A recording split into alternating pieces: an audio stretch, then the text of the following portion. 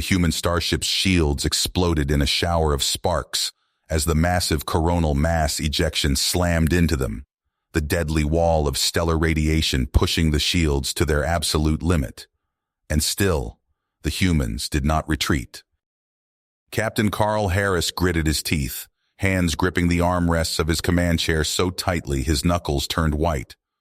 On the view screen, the crippled Edosian ship hung motionless, its own shields a tattered wreck.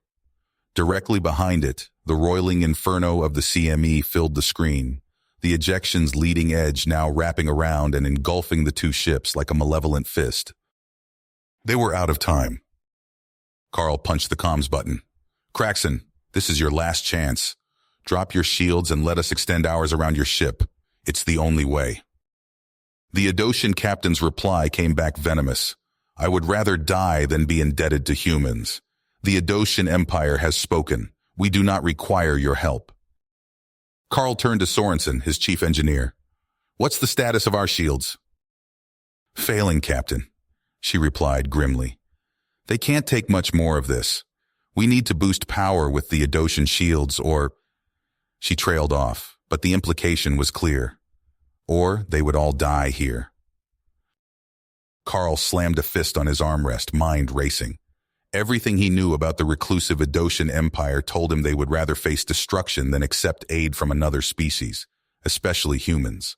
Their obstinate pride was going to doom them all. He had to make a choice, and fast.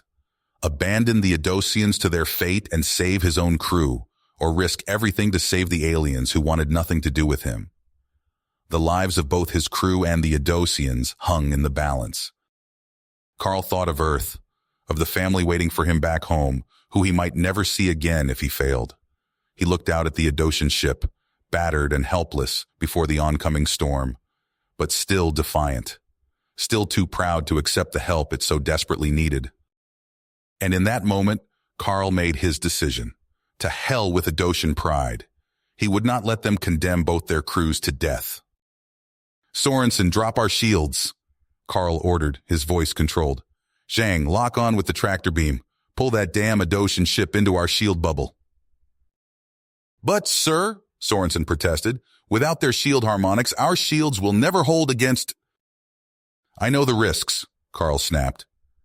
"But we don't have a choice. The Edosians may not want our help, but we're going to give it to them. It's the human thing to do." Carl leaned forward, his eyes not leaving the view screen and the maelstrom that awaited them. It was an impossible task, trying to shield both ships from the full might of a stellar ejection. Even Sorensen said it couldn't be done. But impossible odds had a way of yielding before human stubbornness, human ingenuity, and above all, human compassion. In that moment, Carl was determined to make the impossible possible, no matter what it cost him. Earth could not afford a war with the Edosian Empire, a war this disastrous first contact would surely spark. But maybe, just maybe, if he pulled off a miracle here today, the hard-hearted Edosians would finally understand what humanity was really made of. Carl turned to his crew, his expression fierce. "Brace for impact!" Carl pounded his fist on the console. "Divert all power to the shields! Every last drop!" The ship shuddered as Sorensen rapidly rerouted power, the lights dimming and consoles flickering. On the interface, a translucent bubble of energy sprang from the human ship, enveloping the crippled Edosian vessel just as the wall of stellar radiation hit. The world turned white. The deck heaved beneath Carl's feet, throwing him from his chair. Alarms blared as the human ship fought to maintain the tenuous shield link against the unimaginable forces battering it. For a moment, that felt like an eternity, Carl thought the CME would tear them apart. But then, miraculously, the shaking subsided. The blinding light faded and the alarms cut off, leaving only the ragged breathing of his bridge crew in the sudden silence. "Damage report," Carl barked, hauling himself upright. "Shields down to 15%, Captain," Sorensen reported, her voice shaky. "But they held. We're alive." Carl let out a breath. They'd done it. They'd defied the odds. But his relief was short-lived as Craxon's furious face filled the view screen. "You fool!" the Edosian captain roared. How dare you interfere in our affairs? This is a violation of Edosian sovereignty. Carl rose to face him, his own anger flaring. Damn your sovereignty! I wasn't about to let you die out of stubborn pride. The two captains glared at each other, neither willing to back down. Tension stretched across the flickering view screen. Suddenly, Zoltar's panicked voice cut through on the comm. Captain, we're losing power across all decks. The core is destabilizing. On the Edosian bridge behind Kraxon, Carl saw chaos erupt as consoles sparked and his crew shouted frantic status reports. Kraxon whirled away from Carl, rapidly firing orders as he fought to save his disintegrating ship. Carl gripped the edge of his console. They hadn't come this far to watch the Edosians die now. He had to act, whether Kraxon wanted his help or not. Sorensen, prep a damage control team for transport. I need your best engineers and techs now. His chief engineer paused only a moment before nodding crisply. On it, Captain. Carl turned back to the view screen and the desperate scene playing out on the Edosian bridge. Kraxon, my people are standing by to assist. Let us help before it's too late. The Edosian captain spun to face him, his expression twisted with anger and desperation. I will not have humans set foot on an Edosian ship. We will handle this ourselves. Zoltar stepped forward, squaring off against his captain. Sir, we can't do this alone. We need their help, or we're all dead. Kraxon looked as if he might strike his subordinate. The bridge fell silent, the only sound the wailing of the emergency sirens. Finally, Kraxon's shoulders slumped. Fine, he spat. But if this is some trickery... It's not, Carl said firmly. Stand by for transport. He signaled to Sorensen, who began coordinating with Zoltar. In a shimmer of light, Carl, Mike, and the rest of the human damage control team materialized on the bucking, smoke-filled Edosian engineering deck. Zoltar greeted them, his face tight with urgency. The main power relays are fried. We're experiencing cascading system failures across the ship. Mike stepped forward, all business. Show me the damage. We'll start there and work our way out. The human and Edosian crews dove into the fray, working shoulder to shoulder as they fought to hold the ship together. Carl and Zoltar moved from one crisis to the next, Mike and the engineers performing one jury-rigged miracle after another. It was a grueling slog, every small victory hard-won. But gradually, painstakingly, they wrestled the ship back from the brink. As the last critical system stabilized, Carl met Zoltar's eyes over a tangle of fused wiring, seeing his own exhaustion and grim satisfaction mirrored there. Even Kraxon, overseeing the effort with lips pressed tightly together, finally gave a terse nod of acknowledgement. They'd done it. Together. Hours later, back on his own bridge, Carl slumped wearily in his chair. They'd saved the Edosians, but the future remained uncertain. Kraxon's grudging gratitude aside, Carl harbored no illusions that a single crisis could erase generations of mistrust and isolation. As if summoned by his thoughts, Zoltar's face appeared on his screen, the transmission shaky and furtive. Captain Harris, I wanted to thank you again for your help. What you did today, it gives me hope for what our people could achieve together. Carl smiled wanly. I'm glad, Zoltar, but I fear our actions today won't be easily accepted by your leaders, or many of your people. You're right, Zoltar admitted. Kraxon and the hardliners will fight any suggestion of opening up to humanity. Overcoming their resistance will be a tough road. But, he added, his eyes sparking with persistence, it's a road I'm willing to walk, no matter how long it takes. This is a start, Captain Harris. A first step. Carl met his gaze and nodded slowly. A first step on a journey into a future fraught with struggle and opposition, but also alive with a fragile new hope. A future where maybe humans and Edosians would stand together as allies and friends. It was a future he was determined to build, no matter the challenges ahead. The future he would fight for, the same way he'd fought to save a ship full of aliens who'd wanted nothing to do with him. He thought maybe, just maybe, he'd finally found a battle truly worthy of a human. Worthy of Carl Harris. The stars of the future were waiting, and he was ready to lead the charge. Carl slumped into his command chair, exhaustion etched on his face. He punched the comm button. "Patch me through to Earth Command." Admiral Zhao's weathered face appeared on screen. Carl reported the events, his words clipped and precise. "Sir, we encountered an Adosian ship. Advanced tech, way beyond ours. We saved them from a massive coronal mass ejection." Zhao's eyes widened. "Adosians? They've been isolationists for centuries." "Yes, sir, and there's potential for future contact." Zhao leaned forward. "Captain Harris, this is unprecedented. Your new orders: initiate diplomatic relations with the Adosians. We can't pass up this opportunity." Carl nodded grimly. "Understood, sir." He composed a message to Craxon, inviting him aboard. The reply came swiftly, a terse agreement. Hours later, Carl stood in the conference room as Craxon materialized. The Adosian's posture radiated disdain. "Let's get this over with, human," Craxon sneered.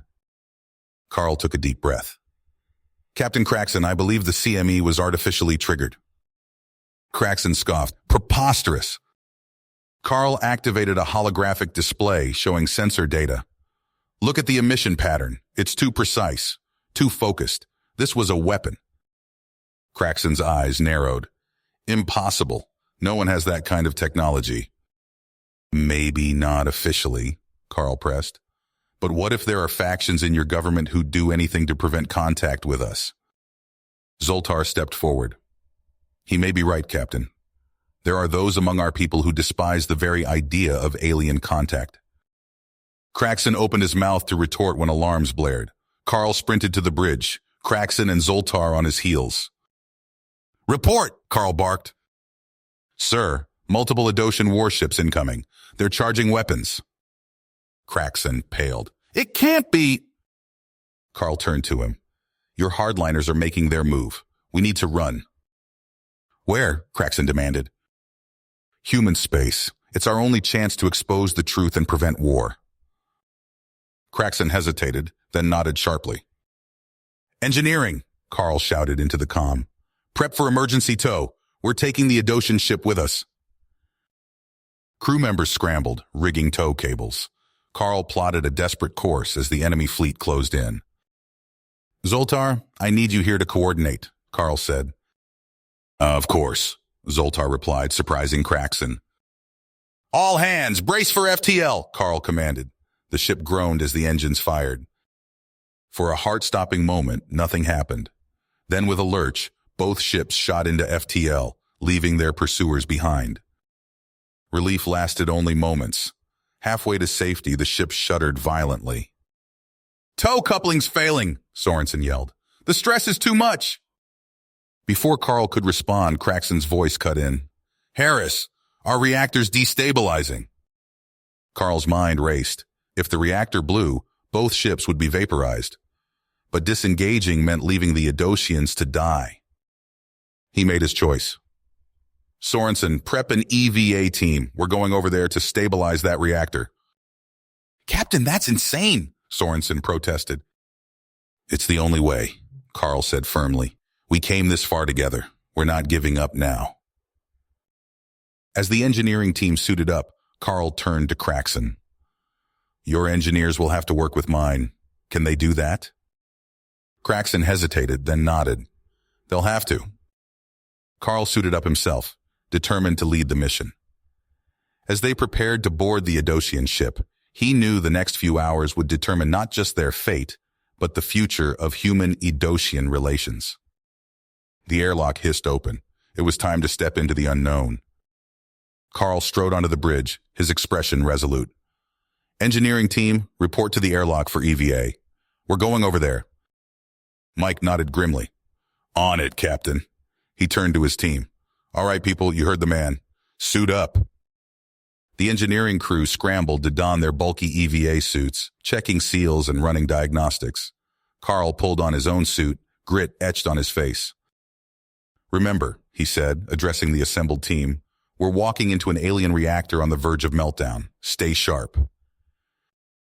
They cycled through the airlock and pushed off, drifting through the void between ships.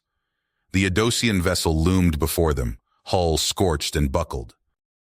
Zoltar met them at the airlock, his alien features taut with stress. "This way," he said, leading them deeper into the ship. The Adosian engineering deck was chaos. Sparks flew from ruptured conduits as alien crew members shouted in their guttural language. Mike stepped forward, gesturing at a holographic schematic. "We need to access the primary coolant matrix here," he said, pointing. An Adosian engineer shook his head violently. "Impossible! The radiation levels—" "We don't have a choice," Zoltar cut in. "It's our only shot." They forged ahead, deeper into the bowels of the dying ship. The air grew thick with an acrid haze. Radiation warnings flashed on their suit displays. Suddenly, a deafening boom shook the deck. A plasma conduit exploded in a blinding flash, engulfing two Adosian engineers. "No!" Zoltar cried, rushing forward. Mike grabbed his arm. "Wait, we need to seal that breach or we're all dead." Human and Adosian crew members sprang into action. Mike directed his team to wrestle the ruptured conduit closed, while others dragged the fallen Adosians to safety. Carl helped hook up emergency radiation shielding around the injured aliens. Their skin was an angry red, blistering before his eyes. Hours crawled by as they fought to stabilize the reactor. Sweat poured down Carl's face inside his helmet. His muscles screamed from exertion in the cumbersome suit. Finally, Mike's voice crackled over the comm. "Initiating shutdown sequence, now!" For a heart-stopping moment, nothing happened. Then slowly, agonizingly, the reactor core began to cool. Cheers erupted from both human and Adosian crew members. But the victory was bittersweet. One of Mike's techs slumped against a bulkhead, radiation burns visible through his torn suit. The two Adosian engineers lay motionless.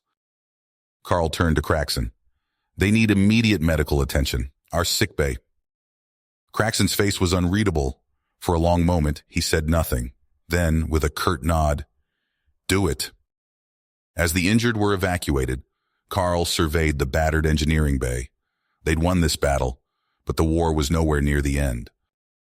"Captain," Zoltar said, approaching with a grim expression, "we have another problem. The antimatter containment system is failing. Without it—" "The warp core will starve," Carl finished. He ran a hand through his sweat-soaked hair, mind racing. Then his eyes lit up. "What if we siphoned antiprotons from our ship?" Craxon's head snapped up. "That's madness. The slightest miscalculation." "It's our only shot," Carl pressed. "Well, Captain, what do you say?" Craxon's internal struggle was visible on his alien features. Finally, he nodded. "Do it." What followed was a masterclass in interspecies cooperation. Human and Adosian crews worked in perfect sync, carefully linking antimatter transfer conduits between the ships. In the control room, Mike and Zoltar's voices rang out in a steady stream of technical jargon. "Initiating transfer now," Mike called. For a breathless moment, nothing happened. Then a low hum filled the air as antimatter flowed between the vessels. "It's working," Zoltar exclaimed. The warp core thrummed to life, its familiar blue glow washing over the weary crews. A cheer went up. They'd done the impossible. But celebration was short-lived. An alarm blared, cutting through the moment of triumph. "Long-range sensors detecting multiple contacts," an Adosian officer reported. "It's the fleet. They're closing fast." All eyes turned to Craxon. The Adosian captain's face was a mask of conflicting emotions as he weighed their options. Fight a hopeless battle, or run and give humanity a chance to hear the truth. The fate of two species hung in the balance as Craxon opened his mouth to speak. Carl's eyes narrowed as he studied the tactical display. The pursuing Adosian fleet was closing fast, their weapons primed for destruction. "We can't outrun them," he said, his voice tight, "but we might outfight them." Craxon scoffed. "With two damaged ships against a fleet? That's suicide, human." Carl pointed to a cluster of rocky shapes on the screen. "Not if we use that asteroid field. We can turn their numbers against them.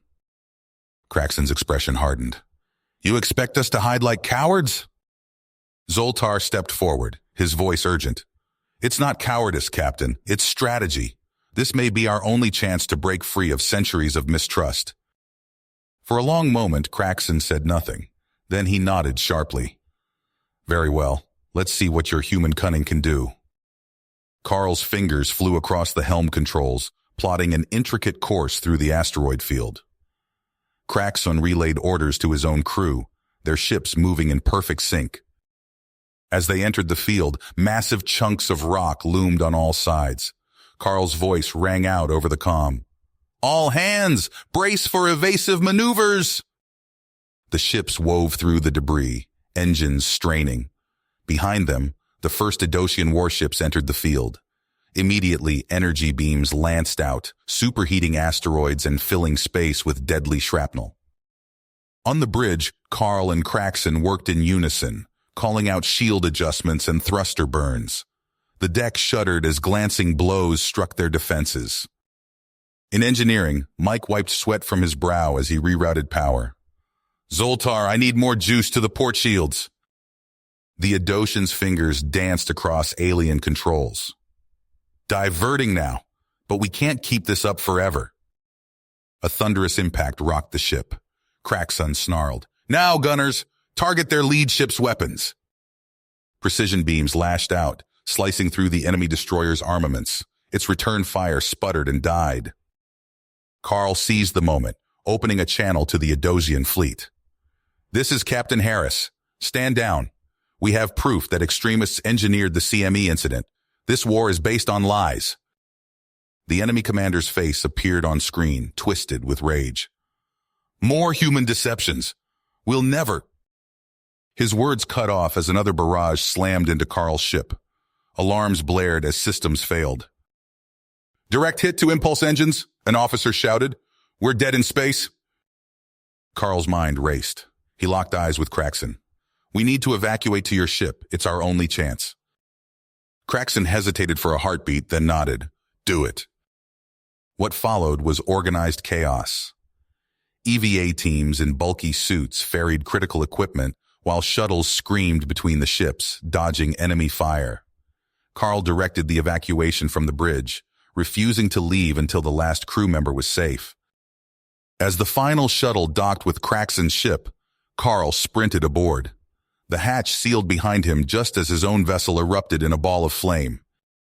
He staggered onto the Adosian bridge, finding Craxon already issuing orders for a last stand. But before they could act, Zoltar burst in. Captain, I've found a way to combine our shield harmonics. If we modulate them on an inverse frequency... Do it! Carl and Craxon shouted in unison.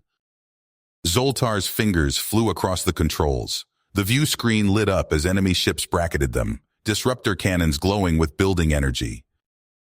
Brace for impact, Craxon roared. The combined shields flared to life just as the enemy opened fire.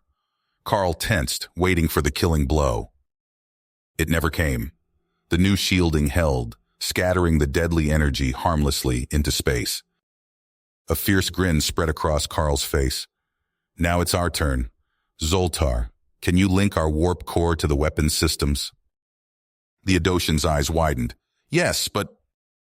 Do it, Carl said. We're going to give them a surprise they'll never forget.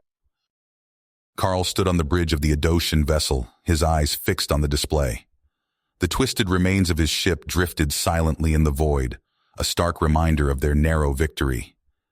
He felt a hand on his shoulder and turned to see Zoltar, the Adosian's face etched with concern. Captain Harris, Zoltar said softly, we've finished transferring the last of your crew's personal effects. Carl nodded, his throat tight. Thank you, Zoltar. I don't know how we'll ever repay your people's kindness. Craxon's gruff voice cut through the moment. Don't mistake necessity for kindness, human. We're not out of danger yet. The Adosian captain stood at his command station, posture rigid and eyes narrowed. Carl took a deep breath, pushing down his frustration. He knew building trust would take time. You're right, Captain Craxon, Carl said, keeping his voice level. We need to focus on reaching that outpost. What's our status?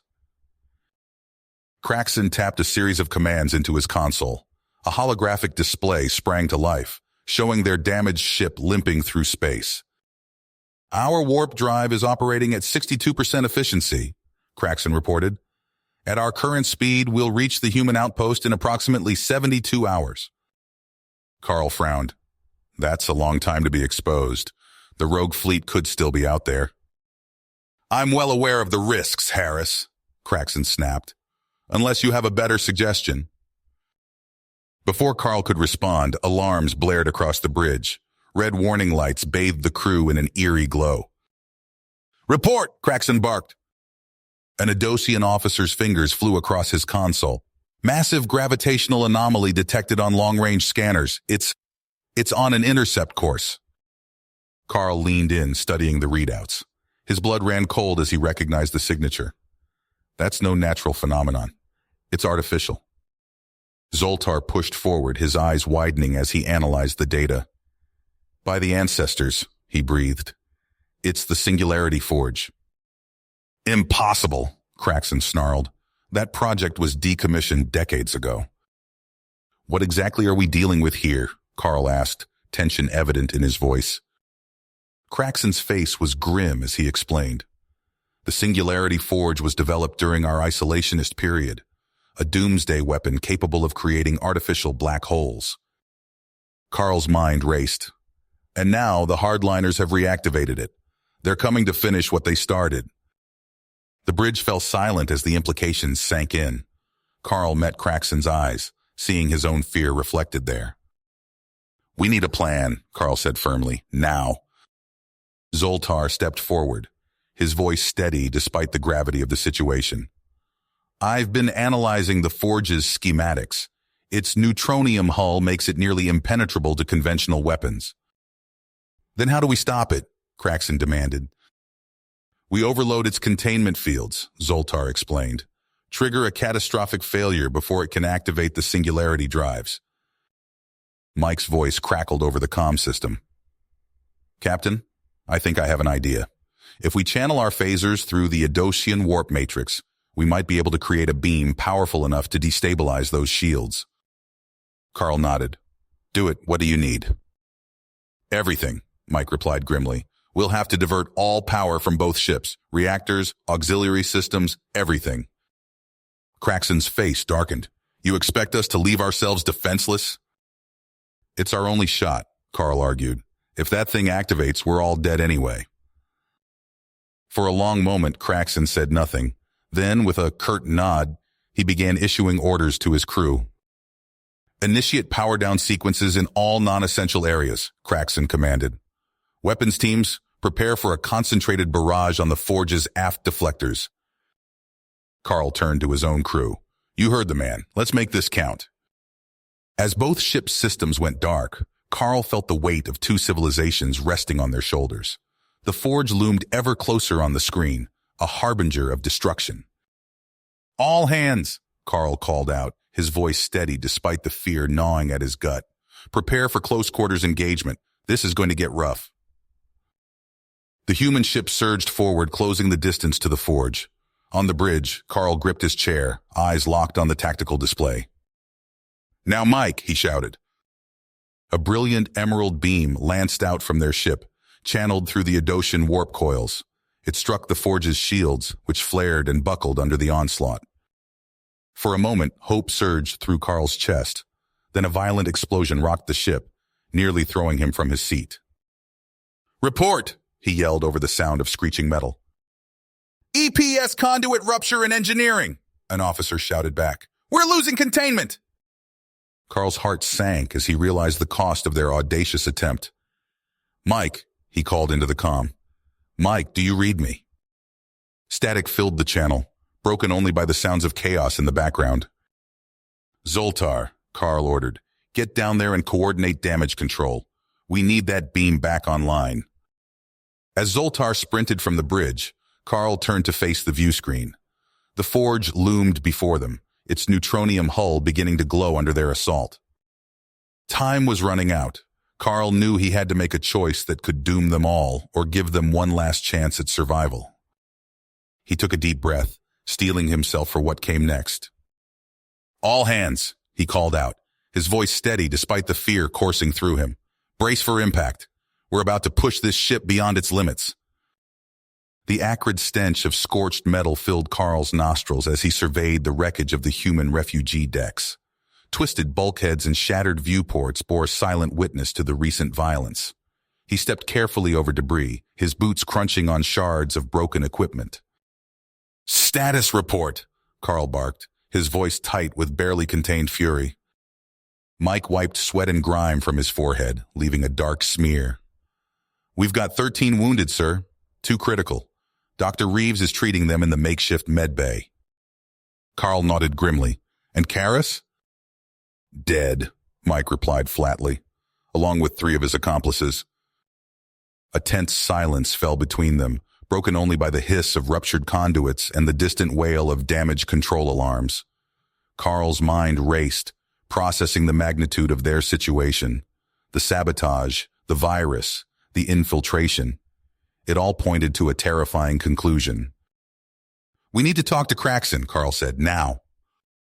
They made their way to the bridge, passing nervous clusters of humans and Adotians alike. The air was thick with suspicion and fear.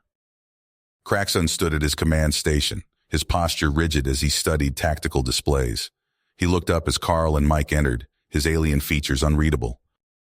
"Captain Harris," Craxon said coolly, "I trust the situation in your sectors is under control?" Carl's hands clenched into fists at his sides.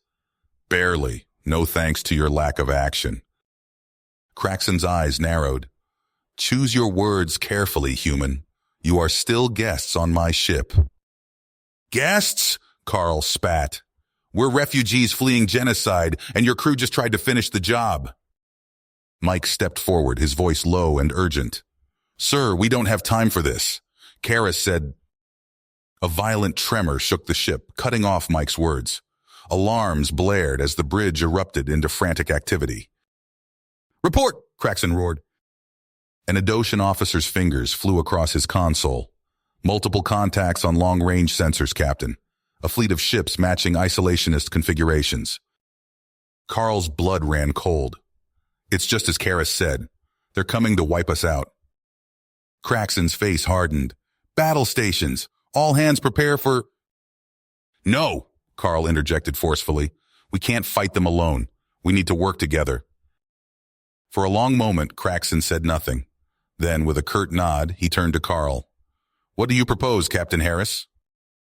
Carl took a deep breath, feeling the weight of 2 species on his shoulders. "First, we need Zoltar. His knowledge of Adosian tactics could be crucial." As if summoned by his words, Zoltar burst onto the bridge, his usually immaculate uniform disheveled.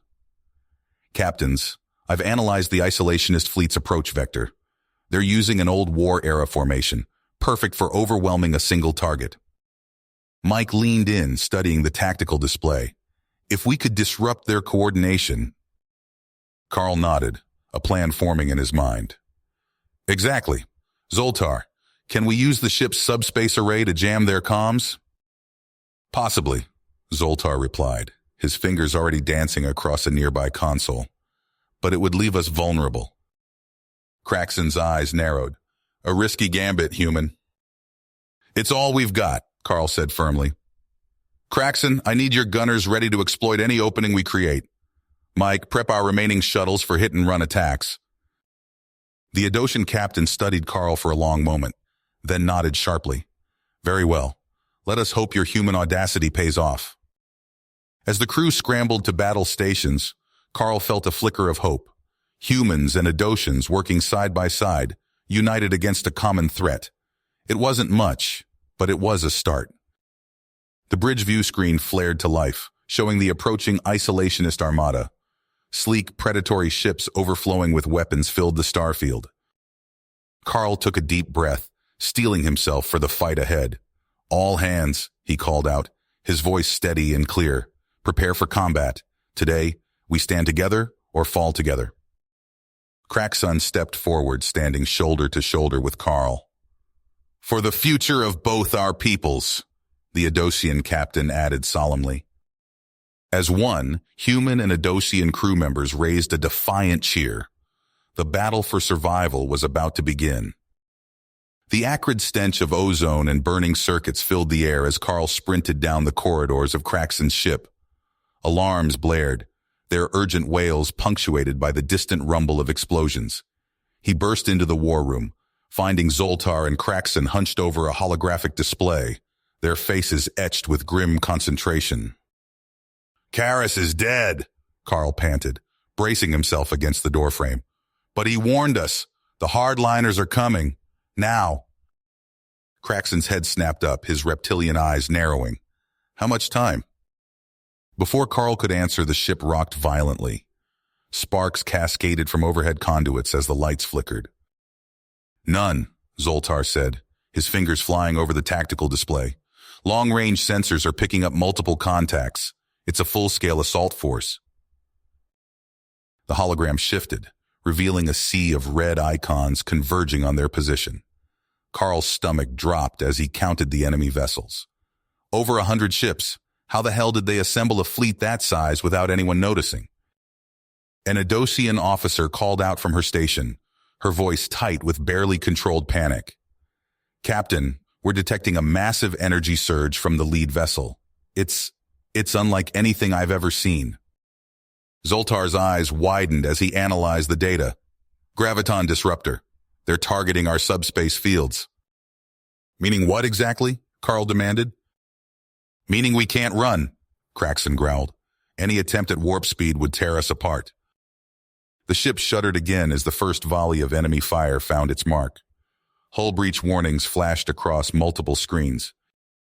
Carl's mind raced, searching for a way out of this impossible situation. He locked eyes with Craxon, seeing his own fear reflected in the Adosian captain's gaze. In that moment, he knew there was only one option left. "We have to take the fight to them," Carl said, his voice steady despite the chaos around them. "Board their flagship and shut down their entire fleet from the inside." Craxon bared his teeth in what might have been a smile. "A bold plan, human. But how do you propose we accomplish such a feat?" "Their computational systems," Zoltar interjected. "If we can access their control matrices, I can deploy a virus that will cripple their entire armada." For a long moment, Craxon said nothing. Then, with a curt nod, he turned to Zoltar. "Assemble your best people, human and Adosian alike. We'll need every skilled hand we can get." As Zoltar rushed to carry out his orders, Carl gripped the edge of the tactical display. "This is going to be one hell of a fight, Craxon." The Adosian captain's eyes gleamed with a predatory light. "Then let us give them a battle they will never forget." The ship lurched again, nearly knocking them off their feet. Craxon steadied himself against his command chair, barking orders to his crew. "All power to forward shields. Prepare for close-quarters combat." Carl watched in awe as the view screen lit up with a blinding flash. A beam of pure energy lanced out from Craxon's ship, slicing through the lead enemy vessel seamlessly. The hardliner destroyer erupted in a silent fireball, scattering debris across the battlefield. "What the hell was that?" Carl shouted over the din of battle. Craxon's mandibles clicked in what might have been satisfaction. "A little surprise we've been keeping in reserve. Particle beam cannon. Packs quite a punch, wouldn't you say?" Before Carl could respond, Zoltar's voice crackled over the comm. "Strike team assembled and ready in the shuttle bay, Captain." Carl nodded grimly. "This is it then. Craxon, can you keep them busy long enough for us to reach their flagship?" The Adosian captain fixed Carl with a piercing stare. "We'll do more than keep them busy, human. We'll make them regret the day they ever crossed us." With a final nod to Craxon, Carl sprinted toward the shuttle bay. The corridors were a maze of chaos, crew members rushing to battle stations, sparks raining from damaged systems. He skidded to a halt as he reached the launch area, finding Zoltar and Mike already suited up in EVA gear. "Ready for this?" Carl asked, grabbing his own suit. Mike's face was set in grim lines as he checked his weapon. "Ready as we'll ever be, sir." The shuttle bay doors opened, revealing the hellish inferno of space combat beyond. Carl took a deep breath, steeling himself for what was to come. "All right, people," he called out to the assembled strike team. "Let's go defend the cosmos." The shuttle rocketed out of the bay, immediately buffeted by weapons fire and debris. Carl gripped the restraints, his fingers tightening as their pilot wove through the deadly crossfire. Craxton's ship unleashed another devastating barrage, clearing a momentary path through the enemy fleet. "There!" Zoltar shouted, pointing at a massive vessel looming ahead. "That's their flagship." The shuttle careened toward its target, dodging point defense fire by mere meters. With a bone-jarring impact, they slammed into the flagship's hull, magnetic grapples securing their position. Carl unstrapped himself, heart pounding as he moved toward the airlock. "Helmets on, weapons hot. We've got one shot at this." The airlock cycled open, and Carl stepped out onto the hull of the enemy flagship. He activated his mag boots, feeling the artificial gravity take hold. "Let's move," he ordered, leading the strike team toward a nearby access hatch. "We've got a fleet to disable and a war to end." As they breached the outer hull, alarms blared throughout the flagship. Carl raised his weapon, knowing the real fight was only just beginning. Carl's fingers flew across the shuttlecraft's controls, his eyes locked on the rapidly approaching antimatter warhead. The vessel shuddered as he pushed its engines beyond their limits. "Zoltar, reroute every ounce of power to the sublight drives," Carl shouted over the groaning of stressed metal. Zoltar's alien hands danced across the engineering console. "Done. We're at 120% capacity, but the reactor's redlining." Mike gripped his seat, fist clenched. "We're not going to make it, are we?" Carl ignored him, focusing solely on their desperate mission. The shuttlecraft slammed into the warhead, the impact rattling their teeth. For a heart-stopping moment, nothing happened. Then, slowly, agonizingly, the warhead's trajectory began to shift. "It's working," Mike exclaimed. Their brief elation was cut short as warning klaxons blared. The shuttle's hull creaked and buckled under the immense strain. "Hull breach in Section 3, Zoltar called out, his voice tight with tension. "Atmospheric pressure dropping." Carl poured every last scrap of energy into the engines. Sweat beaded on his forehead as he fought to maintain their course. "Zoltar, the radiation shielding?" "I'm trying." Zoltar's fingers blurred across his console. "But it's failing faster than I can compensate." The warhead's new trajectory took it clear of the fleet, but the shuttlecraft was coming apart around them. Sparks erupted from overloaded systems as the air grew thin and acrid. "We did it!" Carl gasped, his vision starting to blur. "But we're not getting out of this one." Mike fumbled with his harness, struggling to stand. "The escape pod, we have to—" Carl nodded, forcing himself to focus through the creeping hypoxia.